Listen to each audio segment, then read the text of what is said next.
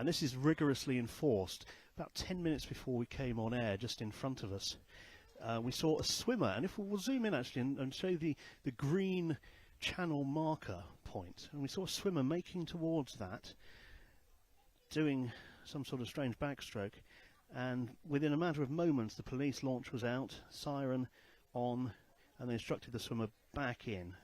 Shouldn't really be swimming in the shipping lane at any point, but you really don't want to be swimming out there when there's a massive tonnage of aircraft carrier heading in your direction. And they'll do that with all sorts of ships, boats. If they see any coming towards this area, they will basically tell them to turn around, and if they don't, well, they'll deal with it. So really important that happens, because everyone wants this to be as safe as possible. And because of the vast size of the Queen Elizabeth class of carrier, there isn't much room for error.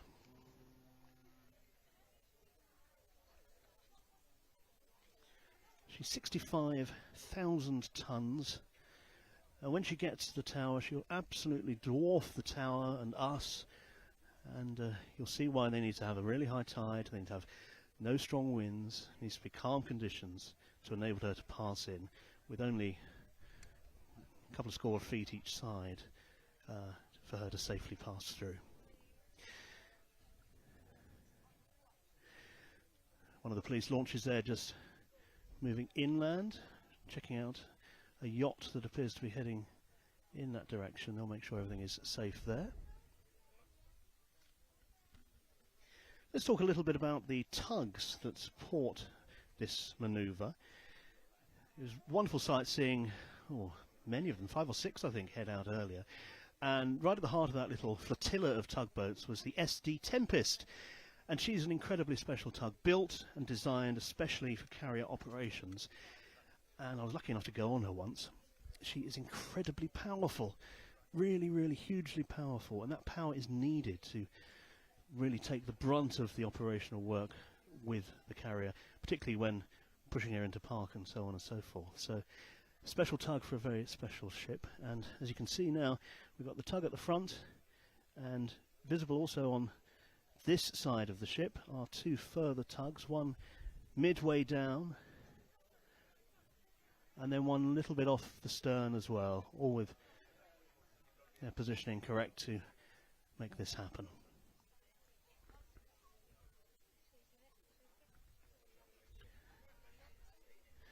So gracefully and slowly she's making her way towards Portsmouth harbour. And at this point it's always fascinating, because you think, gosh, there's a long way for her to go yet. But it happens really quickly. All of a sudden, it happens quickly.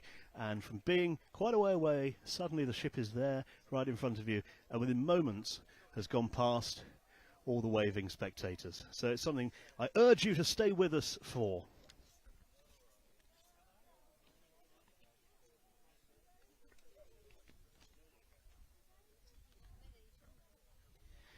So what does the future hold for HMS Prince of Wales? Well, the Royal Navy say they're expecting the ship to take part in a planned operational programme this autumn, and that's going to include flying training and trials with F-35B Lightning II jets. So that's going to be something to look forward to. And then beyond that, more operations. There'll be the F-35s, I already mentioned, but they'll be working with the V-22 Ospreys. They're those frankly remarkable aeroplanes that the Americans have that transform, a bit like a transformer, but they transform from a helicopter to a plane. The rotors swivel. Quite scary to see, and I would not want to go on one, but they'll be working with those from the deck, drones, as well as Royal Navy Merlin helicopters. The Navy say they're going to really push the boundaries of naval aviation and the UK carrier strike capability as they move the ship forward to a global deployment in 2025.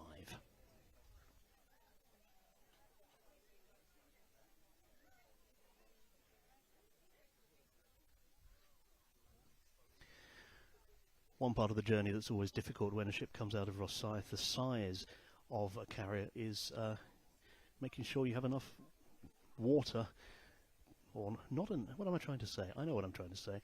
The bridges in Scotland, you can only go under there when there's extreme low tide, so they had to judge it just right and make their way under the bridges, otherwise they just would not have been able to get out. So that's the first part of this tricky manoeuvre, and there's been a lot of praise for the carrier's crew.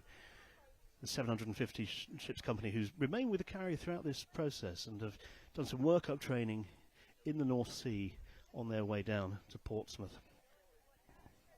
So yes, 9 months it was for these engineering repairs, and we're told there's a significant capability enhancement package that will really aid her future tasking. You're watching Forces News with me, Tim Cooper, and we're live on Facebook and YouTube.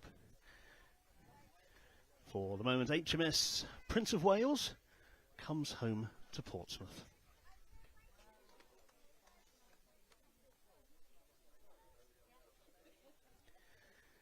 If you're just joining us, the quayside here, the harbour front, the waterside of the Solent is absolutely crammed with thousands of people. Portsmouth has taken these ships to heart, and every single time one or other of them leaves the harbour or comes back into the harbour, there are always crowds of people. We've come to expect it from ships' homecomings for families, but this has really captured the imagination of ordinary city folk and people from much further afield who've taken special opportunity to come down here today and be a part of this.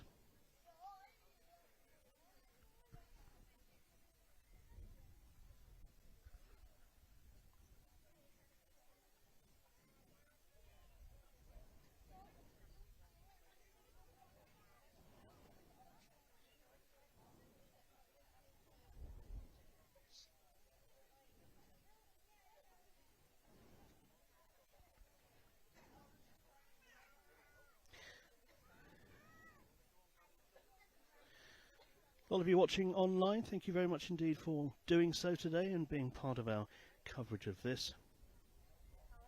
Nicholas Smith has written on our Facebook feed, "Welcome to all on board the ship." And Rob Yorkshire says, "Back in the game? Great to see." Stuart Wells has sent a message saying, "Welcome home, son. See you soon." And Adam Harvey has said, "Fantastic ship, and we're stood next to the Forces News cameraman." And I've just got a big thumbs up from Adam, so thank you very much for watching. Well done. It's wonderful to be a part of this. The atmosphere up here on the round tower is always special when a ship comes in. But today it's, I don't know, even more buoyant than normal, I think I would describe it as. Okay, yes, it's not August weather, and I'm wearing a coat and quite frankly freezing, but it's still a wonderful spectacle, and there isn't much space for many more people up here, I can tell you that much. So in the UK the time now is 2:45 in the afternoon, just gone, and we've been with the ship for the last 15 minutes, and I reckon in about another 5 or 6 minutes she will be right alongside where we're filming from. And the excitement will mount and build, and I suspect there'll be quite a few cheers, maybe some blasts of the ship's horn if we're lucky, and hopefully we'll get to see a fair few of the ship's company. I don't think from what I've been able to see from this distance that they're lining all around the flight deck, in Procedure Alpha as they sometimes call it, but we'll probably get to see quite a number of people, certainly up on the bridge wing, and maybe in some of the other little external vantage points that there are on this ship. The flight deck on the Queen Elizabeth class of carrier is 4 acres, and if you've ever been lucky enough to go on board, that is the part of the ship that gives you a true sense of its fighting capabilities, the sheer number of planes it can accommodate on there. Absolutely vast. Now, a few months ago, the American aircraft carrier, the USS Gerald R. Ford, moored out in Stokes Bay, which is about 2 miles from here, far too big to get into the harbour. But that carrier is a sort of development, if you like, from the Nimitz class, and retains just the single island. The island are what I would call a tower, but they're known as islands, and this carrier has 2 of them. The forward one is for controlling the ship, so your bridge is there, where the captain and his team will be doing everything in terms of driving the ship. The rearward one, although looking visually quite similar, is for flying operations. So it has a big, instead of a forward-facing viewing area, it has a side-facing, so looking down onto the flight deck itself, big glass area, and all the flying operations are run from there. And that's an exciting place to be. I've not been lucky enough yet to be on board the carrier with planes taking off, but I have been in that rearward island, the flying operations island, ever since it was first built in the dockyard here in Portsmouth, and also when she's been on the ships as well. So really, really cool thing to see. Here she comes now, making her way in.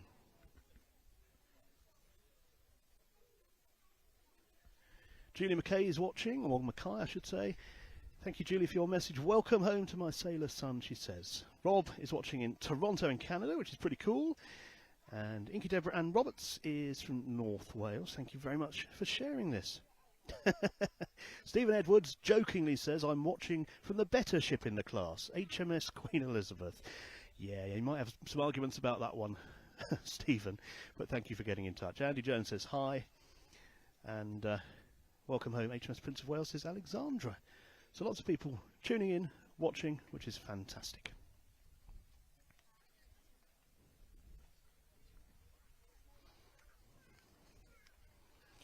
Got some fascinating trivia for you now, because of course this is not, I say of course, I don't know, I didn't know this, but I do now. There have been, I believe, 8 HMS Prince of Wales down the years, and it's a proud name, of course, for the country, but in Navy terms there's a lot of history there, and I urge you to look that up online. But just one little thing here. The King George V class battleship HMS Prince of Wales, the ship's predecessor, built by Campbell Laird, well, they raised the bell from the wreck of that ship, and that bell is now in the National Museum of the Royal Navy in Portsmouth behind me. And the wonderful thing is they've made a replica of that original bell from 1908, and it's on board as the ship's bell of the new HMS Prince of Wales. And normally they're bronze or bell metal in most modern ships' bells, but this one specially sourced nickel silver, just so it's as authentic and exactly identical to that original one. And the CEO of Campbell Laird presented the finished replica to the commanding officer, Captain Darren Houston, during the ship's week-long visit to Liverpool back in March 2020. So another great example of the Royal Navy maintaining tradition and heritage even on the most cutting edge of ships.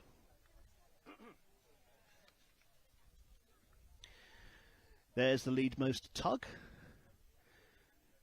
You'll notice she has a grey rubbing strip, I suppose you'd call it, around the front, and that was specially developed for the Tempest, SD Tempest. It's grey, so when they're pushing against the ship's superstructure, it doesn't mark the ship's superstructure, whereas the black rubber bumpers they used to have would leave marks. So another careful bit of design there going on.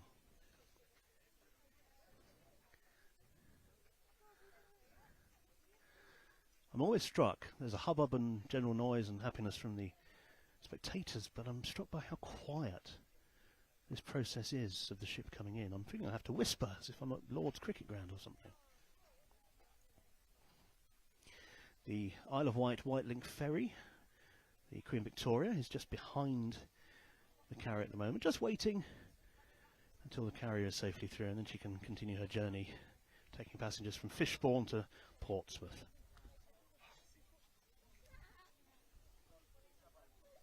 So if we take a wider shot now and just pan over to the right, you'll see a lot of small boats and dinghies and ribs and all sorts of things. Now the ribs are police launches, and the other boats are just normal boats using the Solent, but all are waiting for the carrier to pass through, and the police are making sure that no one inadvertently or otherwise gets in the way of things, because, as I mentioned earlier, this is not something that you want to go wrong.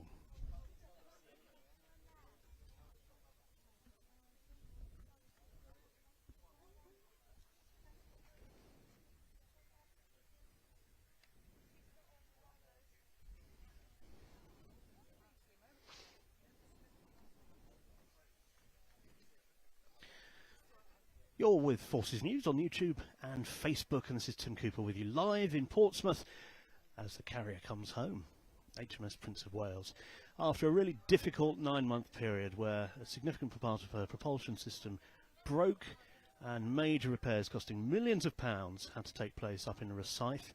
She couldn't do what she was meant to, representing the country overseas.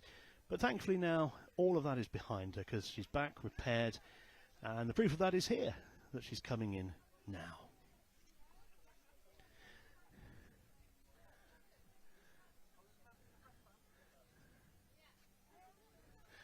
So we move in now, take a look at the bridge,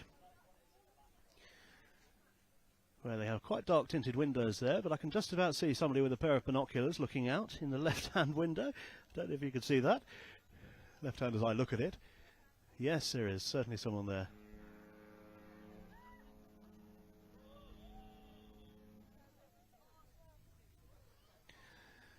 A beautiful welcome for all the families, friends and others who've come down today to pay their tribute. The sailor on the deck there is just walking in, waving. Everyone's waving back to him.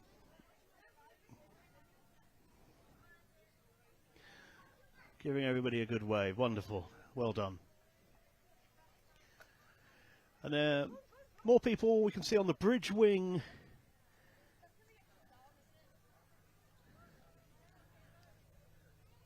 Yeah, bridge wing. People there. Sorry, there's a bit of distraction here. Someone's put a drone up in the sky, which is causing a bit of consternation. Not sure it should be there.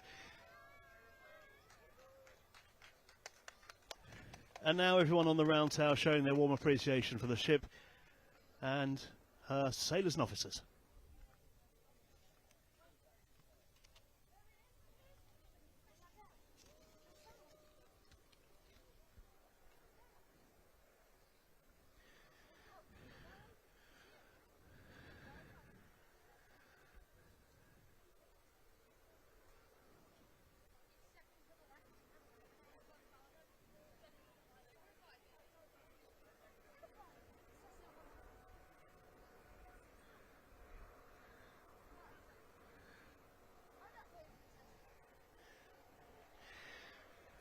And a lot of people looking out of the rear island window there, faces all lining up, some with camera phones,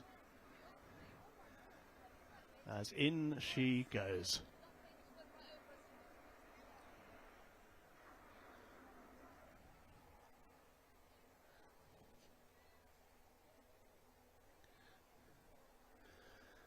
Fantastic scenes here.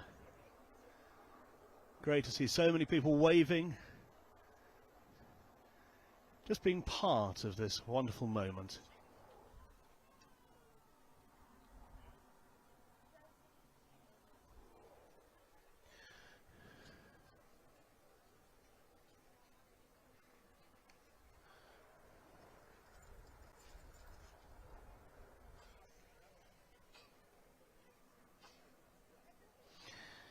And there she goes.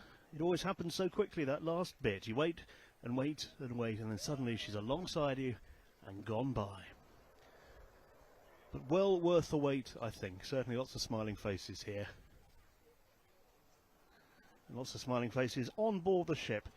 And they'll undoubtedly be extremely happy to be back in Portsmouth. And he's come on message in the right brandy clothing there. Well done, Royal Navy, White Ensign. Perfect job. Should have worn mine.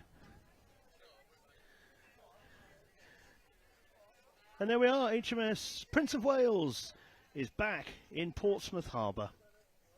As we see the White Ensign moving slightly further away from us, the ship will now continue in, the tugs will do their work, and she'll moor on the Princess Royal Jetty, I suspect. And that will be the journey from Scotland complete. And that completes our journey today. Slightly under half an hour live coverage of this wonderful moment when the nation has two aircraft carriers back in Portsmouth, and the issues and problems this one's experienced over the last 9 months are finally laid to rest. Thank you so much for watching. From Lewis Bartley with the pictures today, from me, Tim Cooper, with the rambling. Thanks so much, and don't forget you've been watching Forces News. Bye for now.